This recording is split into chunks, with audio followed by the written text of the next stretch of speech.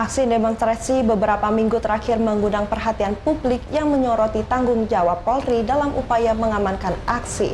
Dalam konferensi wilayah Ikatan Pelajar Nahdlatul Ulama, pengamat sosial dan politik Bagindo Togar menilai Polri sejak era reformasi hingga kini jauh berbeda dan lebih baik dari era Orde Baru.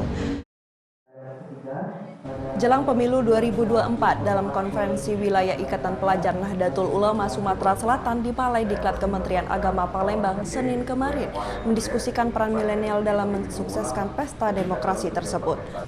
Generasi milenial wajib bertanggung jawab melakukan pengawalan dan mengawasi jalannya demokrasi tanpa harus ikut dan terprovokasi terjebak dalam kepentingan yang dapat menimbulkan terganggunya keamanan dan kenyamanan lingkungan masyarakat.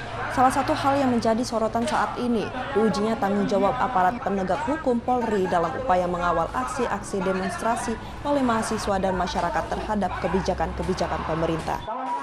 Kita tidak masalah untuk turun ke jalan, tetapi kita harus mengantisipasi hal-hal yang buruk karena akan berdampak tidak baik untuk kedepannya. Menurut pengamat sosial politik Sumsel Bagindo Togar, sikap aparat penegak hukum sejak memasuki era reformasi hingga era demokrasi saat ini sudah jauh lebih baik dan lebih terbukti dibandingkan era Orde Baru.